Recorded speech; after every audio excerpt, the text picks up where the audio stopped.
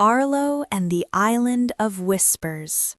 That evening, Arlo put on his orange fox suit and made mischief of one kind or another. He chased the cat with a wooden spoon and hung his blankets from the ceiling like a giant spider web. "Arlo, be still!" his mother called out, but Arlo just howled at the moon. "I'll eat the moon right up!" And so he was sent to bed without any supper at all. In Arlo's room that night, a forest began to grow. First, green vines crept up the wallpaper, then tall oaks sprouted from the floorboards. The ceiling disappeared behind a canopy of shimmering leaves. The air smelled like damp earth and ancient secrets. Arlo didn't feel lonely anymore. He felt like an explorer. A river of starlight flowed through his door, and a small wooden boat waited by the rug. Arlo stepped inside and set sail. He tumbled through days and fell through weeks. He navigated through misty mornings and purple twilights, guided by the humming of the wind.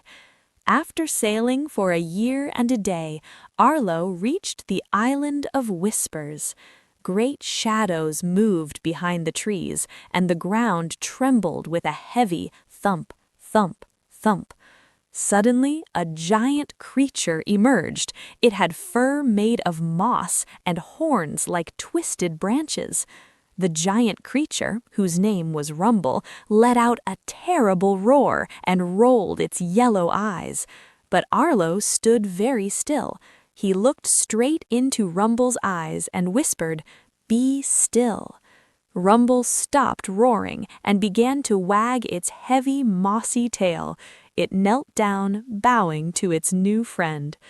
"You are the wildest of them all," Rumble rumbled. He lifted Arlo up and placed him on his broad, soft shoulder. Together they marched into the heart of the island. Arlo felt like a king. He wore a crown of woven grass and carried a staff made of glowing driftwood. They met another spirit named Willow, who was light as a cloud and had wings like a dragonfly. "Let the wild dance begin!" Arlo shouted. They leaped over fallen logs and swung from the silver vines. They roared at the stars and sang songs that the trees had forgotten long ago. They played until the moon reached the top of the sky. But then Arlo smelled something delicious drifting across the ocean. It was the smell of home and hot chocolate. Suddenly, being a king felt very lonely. He looked at his big friends and knew it was time to leave the wild behind. "Don't go!" cried Rumble. "We'll eat you up, we love you so." But Arlo shook his head and waved goodbye. He stepped back into his wooden boat and began the long journey home. The forest spirits watched from the shore, their glowing eyes fading into the mist as Arlo sailed away. Arlo sailed back through the weeks and through the days until he landed right in his own bedroom. The forest was gone, and the moon shone softly through the window. On his nightstand sat a tray with a glass of milk and a warm cookie. It was still hot. Arlo took off his fox hood and smiled.